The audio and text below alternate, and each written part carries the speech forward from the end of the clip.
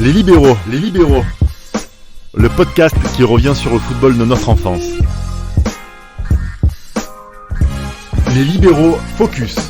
Aujourd'hui, nous allons traiter d'un sujet on ne peut plus emblématique, puisqu'il résume à lui seul l'essence même de notre émission.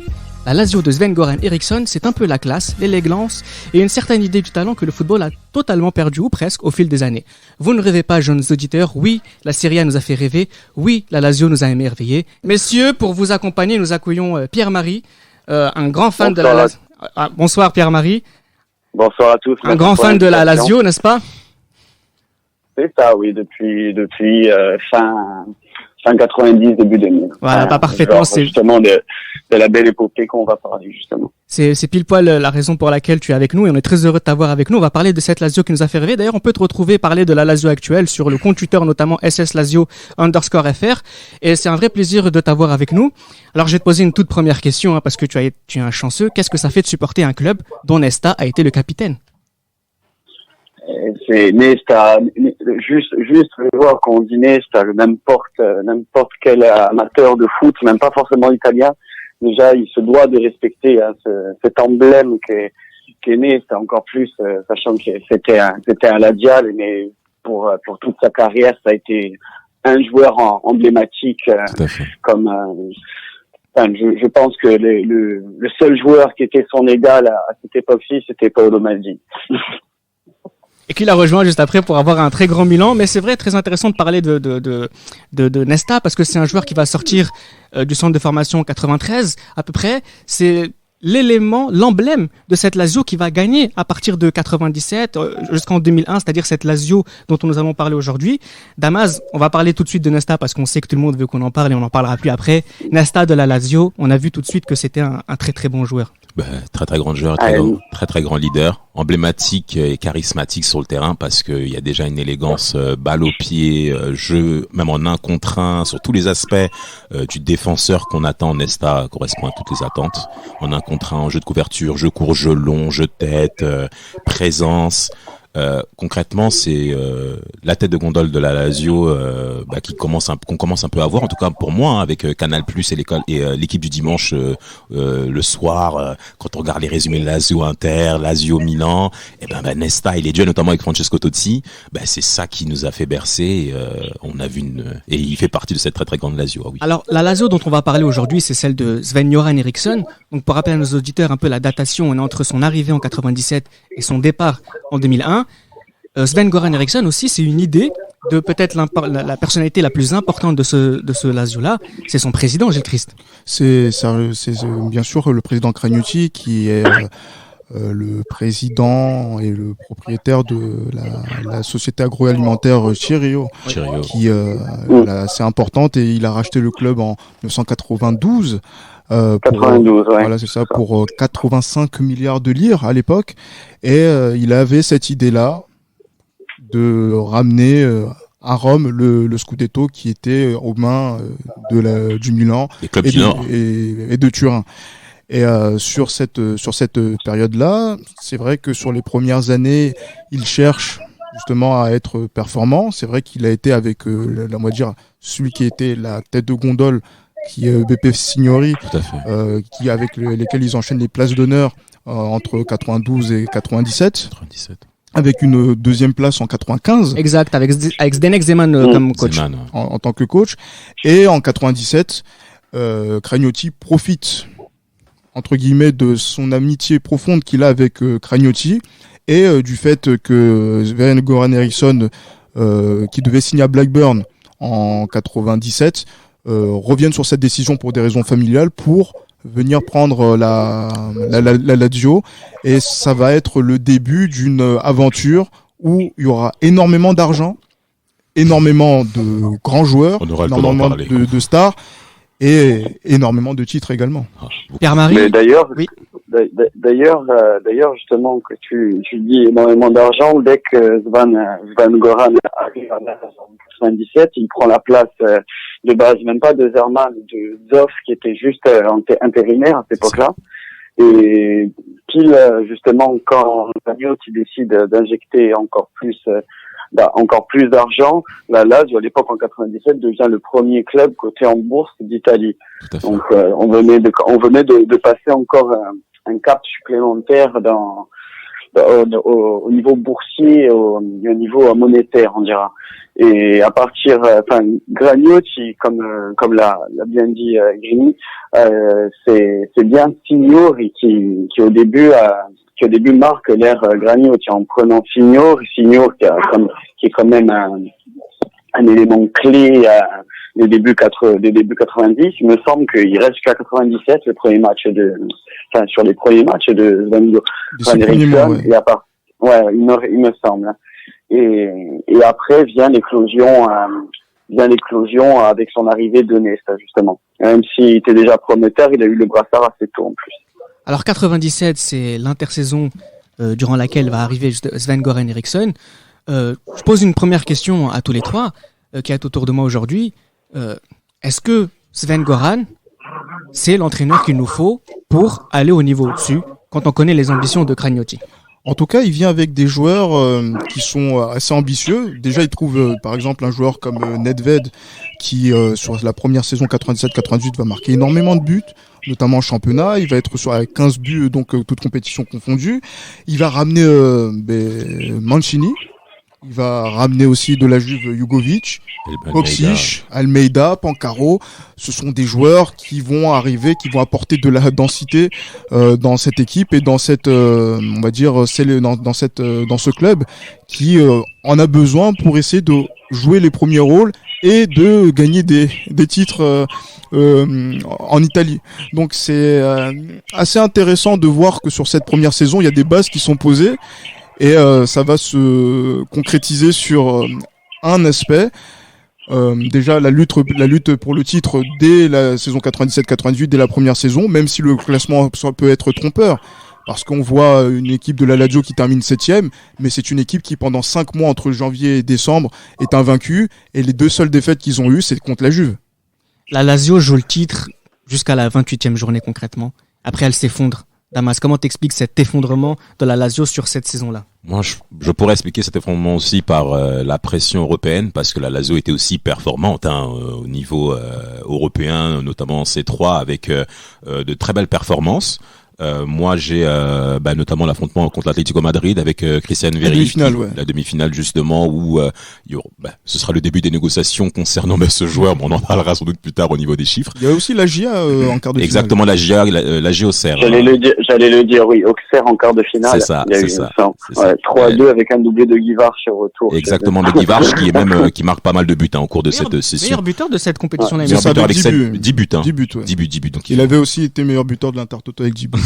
Quel joueur pour tous ceux qui pensent qu'il ne méritait pas sa place en 98. Débat refermé. C'est ça. À part terminé. Et puis par rapport à la Lazio, en effet, donc il fallait maintenant apprendre aussi à conjuguer avec ces 2 compétitions importantes, que sont bien entendu l'Europe et le Scudetto. Et en effet, moi je pourrais dire aussi que la Lazio concrètement a lâché, on va dire, durant les derniers mois de l'année, parce que surtout concernant la finale qu'ils ont quand même. Où ils ont dû faire face aussi à un très très gros joueur au parc. C'est ça en fait, c'est contextuellement, c'est entre la défaite début avril contre la Juve jusqu'à la fin de saison, c'est un nul, 5 défaites consécutives jusqu'à la fin de la saison. C'est ça. Et la défaite aussi contre l'Inter. L'Inter en finale. Au Parc des Princes. Ouais, Inter 2-0. 3-0 avec Ronaldo qui met le 3e but. Oui, ouais. J'allais dire avec le Ronaldo en feu, justement. Oui, c'est Ronaldo en feu. Justement, est-ce que tu penses que cette équipe de la Lazio, en 97-98, on va pas plus loin, n'était pas armée pour justement gagner la Coppa Italia, qu'elle a gagnée, et jouer la finale de la C3 et jouer le championnat. Finalement, c'était encore une équipe pas assez mûre pour jouer sur le tableau permanent. C'est ça, c'est exactement. Les joueurs venaient tous d'arriver, comme on les a cités, de très très bons joueurs, plus déjà quelques éléments de formation dans ça qui commençaient à éclore, qui commençaient à bien s'imposer en tant que titulaire. Non, l'équipe était arrivée vraiment sur la grande scène européenne, a fait 5 mois d'un niveau très très intense, en changeant quasiment jamais son dispositif et ni son 11 de départ. La Lazio, on a quand même réussi à avoir du coup 1 sur 3, on dira, que ce soit sur le Scudetto, sur c'est ça la Coppa sur le d'Italie. truc à faire. Enfin 1 sur 3, mais je pense que même en se concentrant que sur le championnat, vu comment était déjà le championnat 90 de la série en général, hein, c'était le plus, si ce n'est le plus beau championnat du monde à ce moment-là. Et le plus difficile à gagner. Le plus difficile. Ouais, et le plus difficile à gagner, exactement. Donc le championnat, ça me paraissait, en revoyant les images, etc., de rétrospective, ça me semblait quand même encore compliqué. La marche était quand même un peu trop haute encore pour cette jeune équipe prometteur. Mais la Coupe, après malheureusement, la Copa d'Europe, tout simplement. La Coupe d'Europe, on était tombé sur simplement le futur meilleur joueur du monde. Alors pour ajouter par rapport à cette finale, il faut savoir aussi que les supporters de l'Inter et de la Lazio à la fin du match, on a vu la supériorité interiste, et les supporters de la Lazio étaient derrière aussi l'Inter qui embêtait la Juve pour le titre. Oui, complètement. Pour le titre du Scudetto. C'est pour le rapprochement entre l'Inter et la Lazio. On sait que il y a certains liens assez intéressants. 30 ans d'amitié. Hein. C'est ça. Ils ont fêté leurs 30 ans d'amitié. Les deux Corvanor les deux Corvanor des deux tribunes et des deux clubs s'apprécient énormément. C'est ça. Bon, en tout cas, ça sera prometteur pour la saison prochaine par rapport à la saison de la Lazio sur la saison 97-98. C'est ça. Et après, la dernière petite parenthèse sur la saison 87-98, sur cette finale de Coppa d'Italia, ça se joue en aller-retour. La Lazio perd 1-0 au match aller et est mené au Stadio Olimpico au match retour 1-0. Il faut marquer 3 buts. Et qui marque le troisième but qui donne la victoire, c'est Alessandro Nesta. Et c'est ça qui va permettre à la Lazio de se qualifier pour la Coupe des Coupes qui va faire sa dernière édition en 98-99. Tout à fait. Avec la Lazio contre Mallorca, la toute dernière. Une certaine edgy des footballs, encore une fois. L'été 98 arrive. Là, c'est là qu'on voit que la Lazio décide de prendre, le taureau par les cornes. C'est ma saison préférée. Bon, je sais qu'en tant que Turinois, le supporter de la Juventus ne devrait pas dire ça, mais la saison 98-99 est très intéressante. Et j'espère qu'on va beaucoup s'attarder sur cette saison-là, avant de s'attarder bien sûr sur la saison du titre. Mais on a un intersaison, Mihailovic qui va venir, Conceição qui va venir, De La Peña qui va venir, Stankovic, Damas et Vieri. Mais très cher. Très cher. Mais il faut regarder même les chiffres concernant ces transferts parce qu'il va de la Peña. Vieri, c'était l'équivalent de 42 millions d'euros. C'était le record pendant des années. Oui, on va dire en euros constants. En euros constants, c'est ça, exactement, parce que la valeur du transfert est de 28 millions d'euros. Et j'ai Ivan de la Peña qui quitte le Barça pour 15 millions également, oui. Marcelo Salas qui quitte l'Argentine pour 17,5 millions, Stankovic pour 12 millions, Sergio Conceição bien entendu, et Mihailovic à 17 millions. Donc en fait, on a affaire à déjà une Lazio qui est très dépensière, et de toute manière, ça correspond à l'image de Cragnotti parce qu'il a plusieurs fois annoncé qu'il est là pour gagner et gagner longtemps. Et il justifie ses propos en faisant preuve d'agressivité sur le marché des transferts. Concrètement, quand on allume le télétexte le matin, pour ceux qui se souviennent, on regarde la Lazio de Rome, la rubrique foot, transfert, Lazio, tous les étés, avec des chiffres colossaux. Mais même quand tu ouvrais le 11 mondial ou le France Football, où tu vois la photo de Vieri en pré-saison avec Salas, ça fait peur quand même. Ça fait peur. C'est une équipe qui va faire partie des épouvantails de cette saison-là et qui semble mieux armée pour affronter et le championnat et l'Europe, effectivement. Et c'est ce qu'ils vont montrer tout au long de cette saison 98-99 où la Lazio est en tête et en avance. Et c'est vrai qu'ils sont sur une belle série. Et à ce moment-là, qu'est-ce qui se passe? C'est ce sont les défaites du mois d'avril contre la Roma lors du derby et contre la Juve. La Juve avec Thierry Henry doublé de Thierry Henry qui a fait très très mal. Le seul moment où il a brillé en Italie, c'est ce jour-là. Pierre-Marie, tu veux nous parler de l'erreur de ton gardien à ce moment-là ou pas? Pardon? L'erreur de main sur la frappe de Thierry Henry en dehors de la surface de réparation, c'est quoi? J'avais juste vu les images, mais petit, mais sans pas avoir vu le match. Par contre, je me souviens bien quand j'étais gosse, qu'on commençait à regarder les matchs justement du dernier match où à l'époque c'était Foot Plus, je crois, une connerie comme ça, qui faisait un espèce de multiplex justement pour faire le multi-foot. Où le Milan était à Pérouse. C'est ça. Le Milan, faire justement le comparatif entre la Lazio et la Juve et pour justement ils compèrent justement à un point finalement voilà, toute dernière journée. Avec ce, et ça par contre la dernière journée, je m'en souviens quand c'était hier encore. Alors, avant même, il faut même parler aussi du match nul que vous faites à Florence contre la Fiorentina, le 1 partout qui fait très c'est le match le plus important, je pense. Ouais. Après la Fiorentina était vaincu à domicile aussi, hein. C'était pas un match facile pour les Laziales, mais une grosse viola à l'époque encore. Oui, avec de sacrés noms. On évitera de mentionner ça, c'est pas le sujet. Mais en tout cas, la Lazio, en effet, ça fait mal parce qu'ils ont quand même fait 16 matchs sans défaite avec 13 victoires et 3 matchs nuls de suite. Donc c'était une équipe de série et concrètement, ces 2 défaites cassent la vie.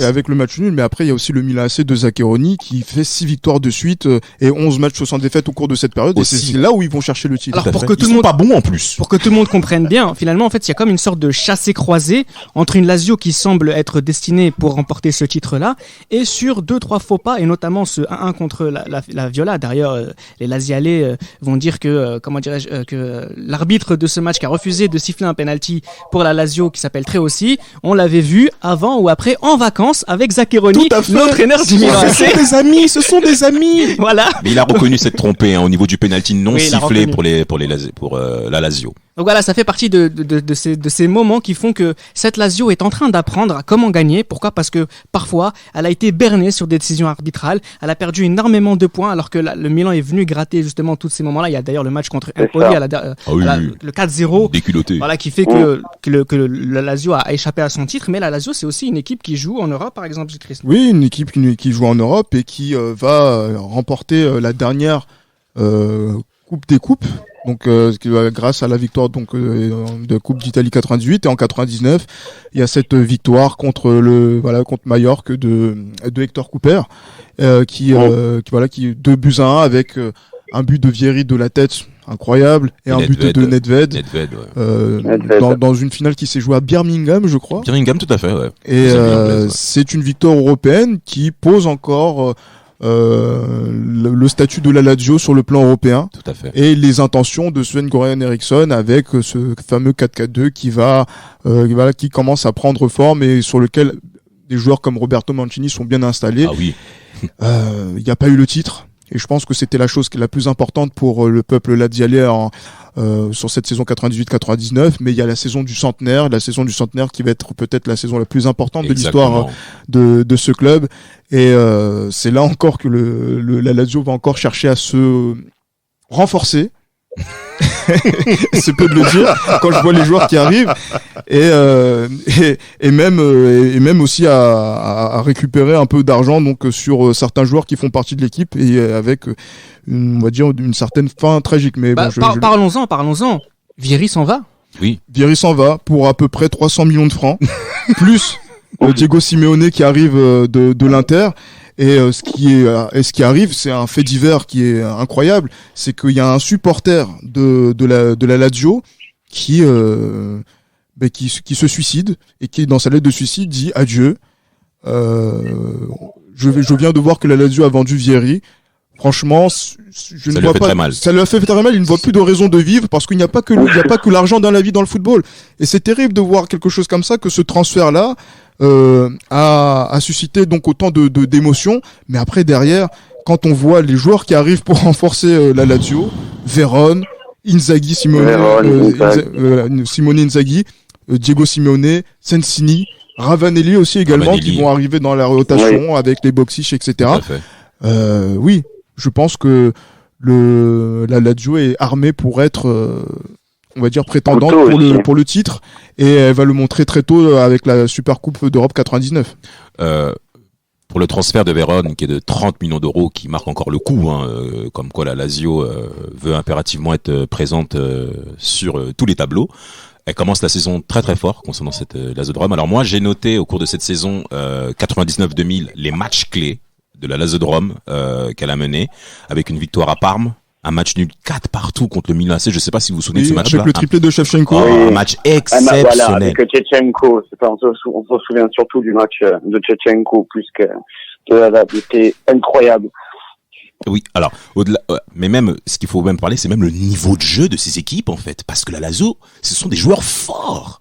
C'est-à-dire en un contre un, en situation de contre, ça peut aller extrêmement vite. On peut vous rappeler qu'en défense centrale, vous avez de course. Oh là là, mais mon Dieu, il y a Mihalovic qui peut faire une passe de 30 mètres, qui peut déséquilibrer une équipe. Il faut reparler de ça aux jeunes auditeurs pour se rappeler également qu'il y a des défenseurs centraux qui savent construire. Bien entendu, pied gauche. On l'a bien dit avec Nest. Toi et moi, Damas. Nous savons de quoi nous parlons. Exactement. Nous sommes gauchers. Pierre-Marie, tu es gaucher? Pardon? Pierre-Marie, tu es gaucher ou droitier? Droitier. Ah bah bien vu, comme ça on les laisse pas. La seule bévue par rapport à la Lazio au cours de cette saison sur les matchs clés, c'est la défaite contre la Roma 4-1 au stade olympique. 4-1. C'est la Roma qui reçoit. Et avec le match nul juste après contre la Juve. Exactement, le 0-0, exactement. Ouais. Et sur les matchs retour qui signent justement le retour de la Lazio et sa vitesse grand V sur la fin de saison avec une victoire sur la Roma, bien entendu 2-1, et surtout la victoire sur le but de Diego Simeone au stade de l'Alpi 1-0 qui marque concrètement le retour de la Lazio. D'ailleurs, je pense que la victoire en match retour du derby, ça a fait le déclic, je pense, dans les têtes pour la dernière ligne droite pour le deuxième Scudetto, parce que la Lazio était encore sur 2 coups d'arrêt. Il me semble qu'il y avait un nul contre l'Inter. C'est ça, deux partout. Et une défaite aussi à Venise, je crois. Il y avait une défaite à Vérone. À Vérone, 1-0. À domicile, je crois, non? Et je crois que la Juve avait à peu près presque 10 points d'avance à ce moment-là. Au moment où la Lazio perd contre l'Hellas Vérone à la maison, la Juve bat Torino dans le derby de Turin. Quel derby. Et ensuite... Oui, continue, vas-y. Non, vas-y. En fait, je voulais simplement dire qu'après cette fameuse victoire au Stadio dell'Alpi, justement par le but de Diego Simeone, vous avez la Lazio qui fait sur les 8 derniers matchs, 7 victoires.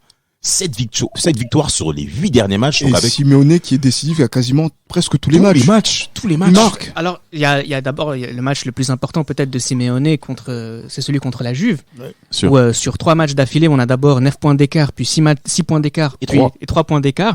Et c'est lui qui va marquer de la tête. Je crois que c'est sur un centre de Pancaro, mais je crois que c'est un centre de Pancaro qui va directement sur la tête. Pancaro ou Favalli, je sais plus. Je sais plus si c'est Favalli ou Pancaro. Non, je crois que c'est Pancaro parce que ça part de la droite et Favalli gaucher, je sais, donc.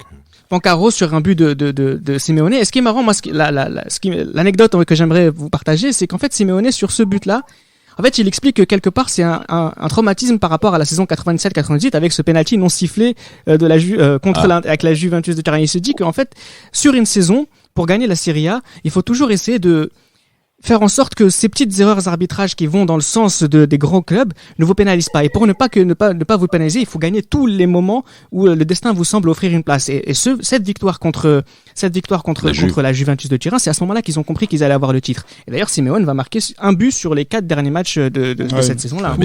Tous les matchs, il est décisif. Et c'est vrai que là, c'est vraiment, on va dire, je dis pas que c'est ça, c'est vrai, mais en tout cas, il va aller la chercher. En fait, il est ce surplus qu'il a manqué sur la saison précédente.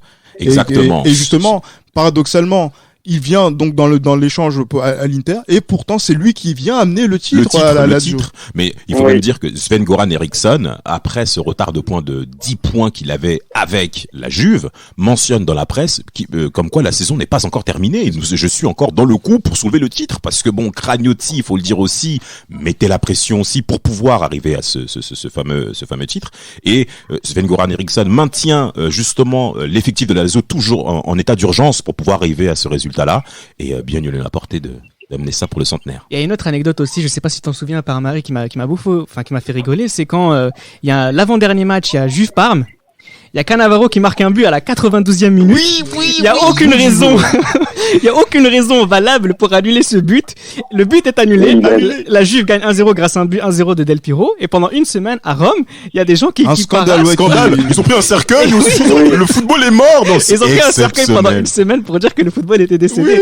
C'était magnifique. Enfin, c'était ça finalement le football des années, la fin des années 2000, enfin la fin des années 90 au début des années 2000, c'est que c'était vraiment très sentimental. Et pour la première fois de son histoire, finalement, la Lazio, le destin, en tout cas ses décisions arbitrales, ne vont pas contre elle.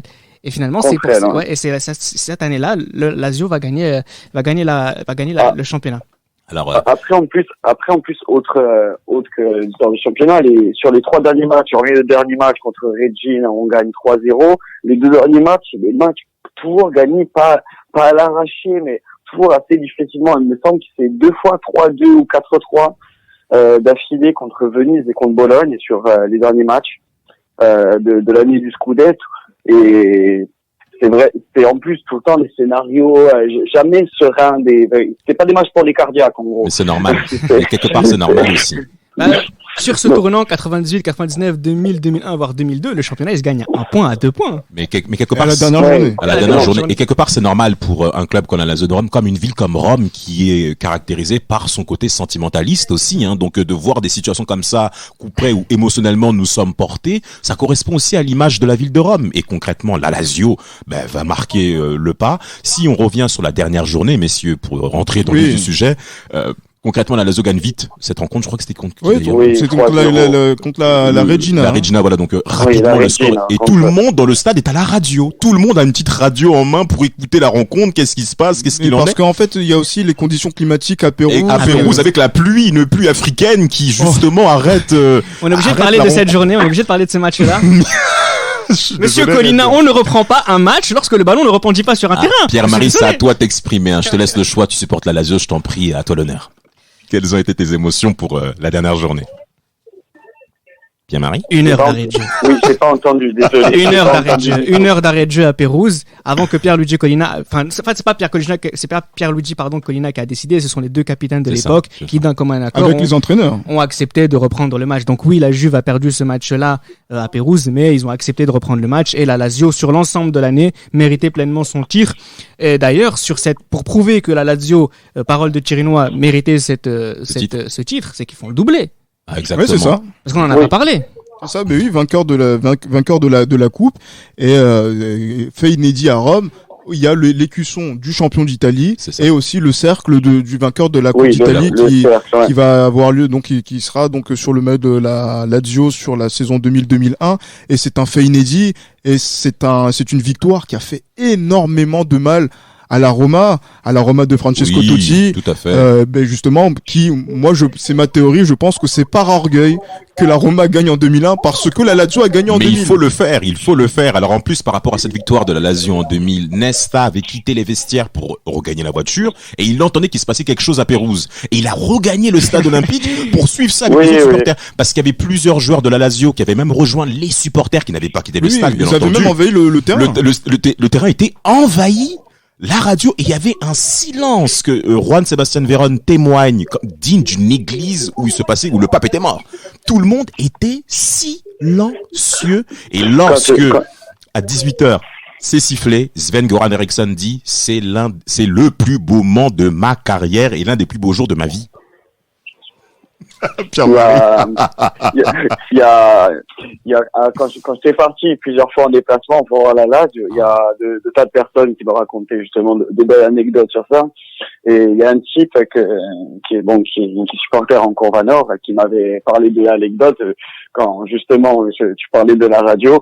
Il disait qu'il y avait la moitié du stade. Dès qu'ils arrivaient, déjà, ils avaient mis une espèce de sono géante, mais même pas pour annoncer les compositions d'équipe de la Lazio, pour annoncer juste les compositions d'équipe de la Juve. Il me disait, on était au match pour assister au match, mais on s'en foutait. On s'en foutait. On s'en foutait. Il racontait au Stadium Olimpico, donc bon, comme vous savez, il y a des fameux maintenant j'oublie le nom, bref, on s'en fout.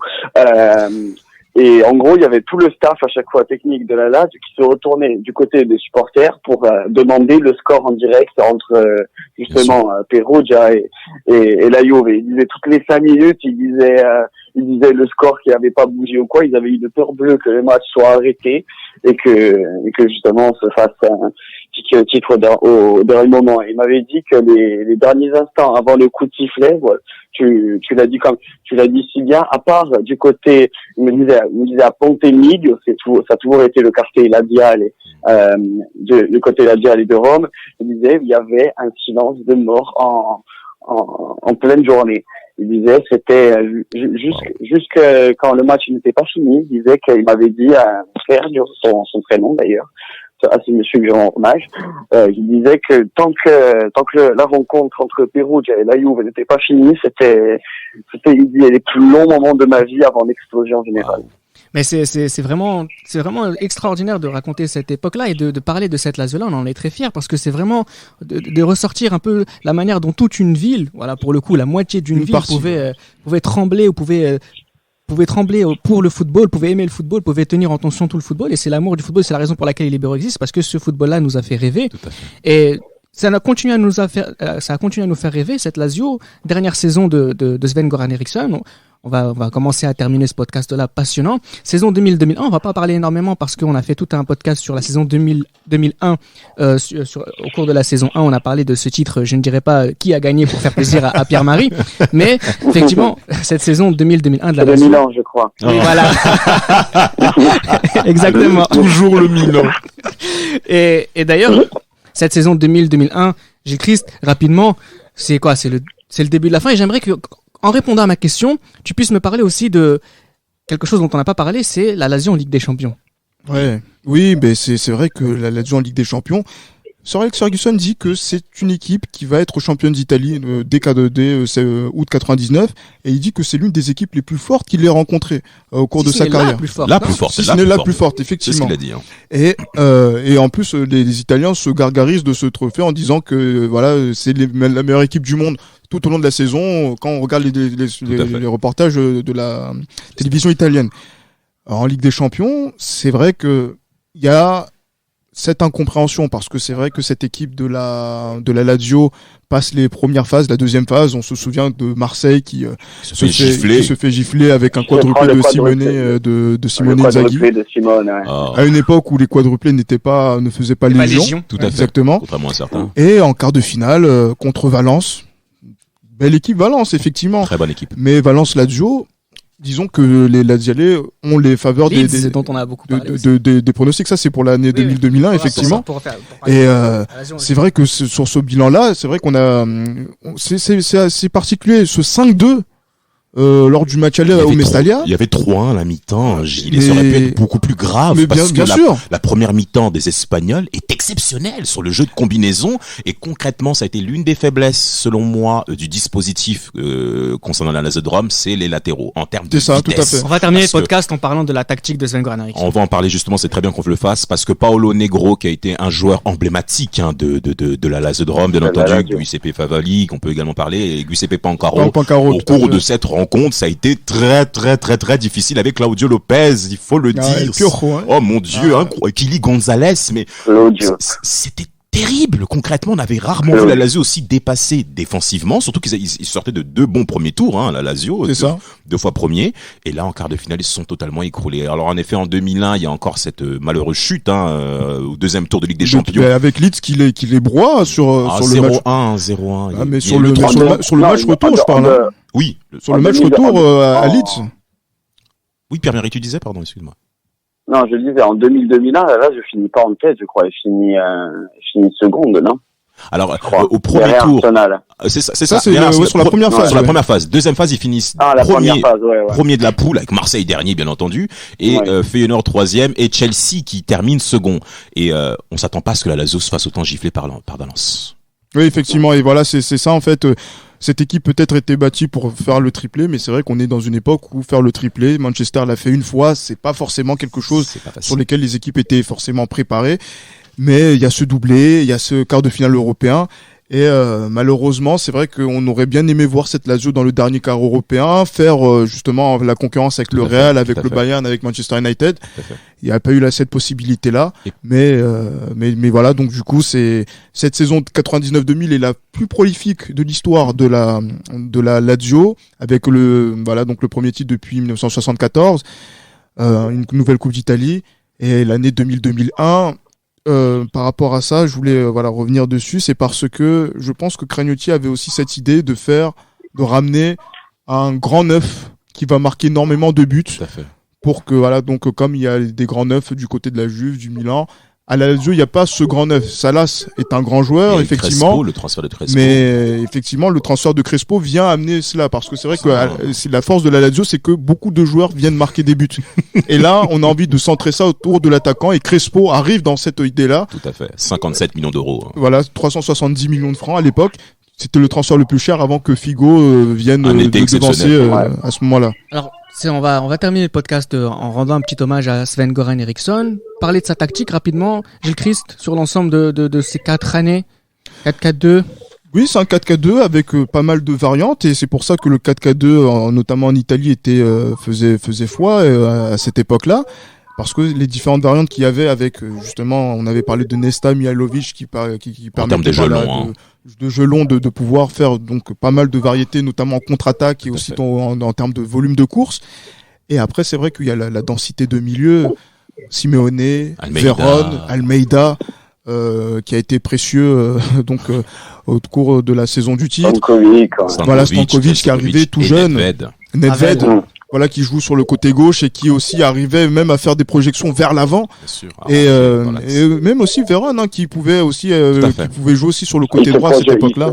Il se projetait énormément, de toute façon, en plus, Juan Sebastian. Exactement. Un joueur porté vraiment par l'avant, il était moins défensif qu'à United après, juste après. Oui, clairement. C'est ça. Et cette équipe-là avait une haine de la défaite et franchement aussi, je voulais revenir aussi sur le positionnement de Roberto Mancini à cette époque-là, qui est une sorte de numéro 10 playmaker qui tourne autour de l'attaquant qui même quand ils n'ont pas le ballon joue devant la défense en tant que Regista, mais Regista sans le ballon. Exactement. On appelle ça le trequartista sur la situation. Voilà, exactement. Tout à fait. Donc, qui couvre une zone à peu près entre la surface de réparation et le 9. Et le 9 jusqu'au, on va dire, à peu près les 35 derniers mètres. C'est ça. Et, c'est ça qui amène de la variété et avec aussi, cette rotation qu'il y a autour des attaquants. Boksic, Ravanelli, Salas. Après donc Simone Inzaghi, évidemment, comment l'oublier. Voilà, ce sont des joueurs. C'est en fait, voilà, cette Lazio, c'est vraiment un groupe de joueurs à proprement parler qui sont pas forcément des stars en termes de stars mondiales, mais qui sont des stars du football en fait. Et beaucoup d'entre eux ont fini coach. C'est peut-être aussi ça l'héritage Sven-Göran Eriksson.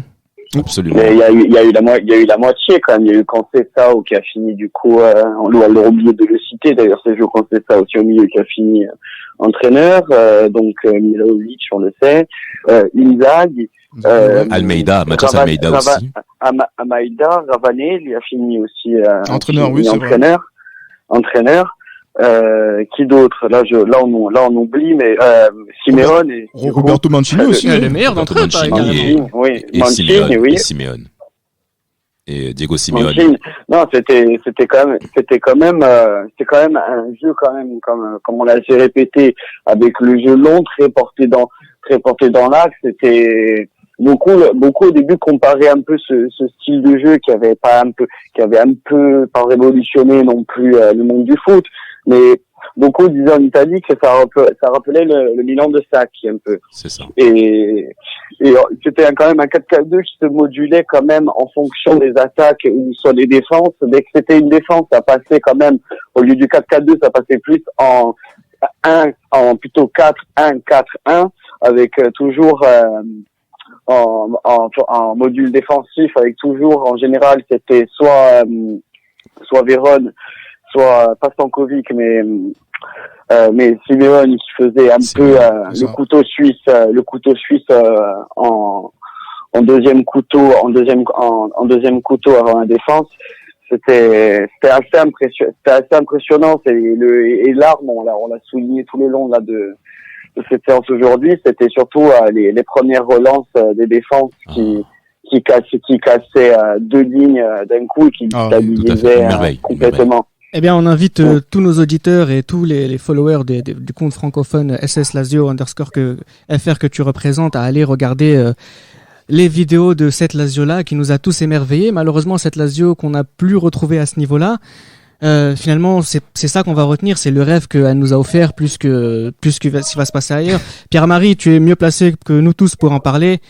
Je te laisserai terminer le podcast aussi. C'est que cette Lazio-là, on préfère retenir tout le bonheur qu'elle nous a offert, et la preuve, c'est que des garçons comme toi, bien aujourd'hui, supportent la Lazio grâce à cette génération-là de Sven-Göran Eriksson. Ah oui, non mais très clairement, c'est l'équipe, c'est l'équipe, il y avait 11 couillus sur le terrain, quoi. Il y avait aucun pleurnichard, je crois que c'est Grini qui l'a dit, comme tu dis, il y avait justement 11 stars de ballon sur le terrain, que ce soit du goal, parce qu'on n'a pas parlé des gardiens, que ce soit, oui, voilà, Marcadiani ou même Perrault, c'était quand même, on avait quand même déjà les premières gardes, des gardiens costauds. La défense, rien à redire. Il y avait mille et une formules pour faire une défense correcte entre Negro, Faval, Pankar, Couto, Milajovic, Nesta. Ces années-là, c'était des années complètement folles avec des buts. On avait l'impression que toutes les semaines, on avait des Puskas, très clairement. Entre que ce soit le fameux lob de Boskis contre la Rome, les triplés contre la Sampdoria de Mihaovic sur coup franc. On va essayer de retrouver maintenant un défenseur central qui met autant de coups francs à l'heure actuelle. Des joueurs de telle classe comme Pavel Nedved, non, c'est sûr qu'on préfère plus se souvenir de la petite épopée, on dira la Dial, et que la descente aux enfers fin 2001. Des débuts de saison de Ligue 2 avec les actionnaires qui se cassent, les dettes, et je pense qu'il a enterré officiellement la Lazio, autre que ce soit l'arrêt de Gragnotti ou d'Eriksson, ce qui a enterré officiellement, je pense, ces années-là de la Lazio, c'est la vente forcée à la toute dernière journée du mercato de Nesta au Milan. À partir de là, ça a foutu, je pense, le plus gros coup au moral et vraiment qui a planté le couteau dans le dos à tous les Laziales et justement à cette ère. C'était vraiment la fin d'une ère de la Lazio, et ça a justement commencé entre les soucis financiers, les premières sanctions administratives de points et encore plus d'amendes, et après encore plus la grosse descente. On pensait que la descente aux enfers c'était le départ de Nesta, et après arrive les années sombres du calcio en 2005-2006, dont on connaît tous pour l'affaire du Calciopoli. Et Calciopoli, dont on parlera très bientôt. Et j'espère que tu les écouteras, ce podcast-là. En tout cas, merci beaucoup Pierre-Marie d'avoir été avec nous. C'était très intéressant. J'espère que tu n'as pas été mélancolique, les auditeurs qui nous écoutent non plus. J'espère que ça vous aura plus donné envie d'aller découvrir cette Lazio-là et ces joueurs-là. Et s'il y a beaucoup de coachs aujourd'hui, c'est de cette qualité en Italie, c'est aussi grâce à cette Lazio-là. Merci Pierre-Marie. Au plaisir de t'avoir de nouveau parmi nous. Merci à vous tous, en tout cas. C'est fort agréable, et au plaisir à la prochaine fois. À très bientôt. Merci pour votre écoute et à très vite les libéraux. C'était Les Libéraux, un podcast produit par Sport Content en partenariat avec Urban Soccer.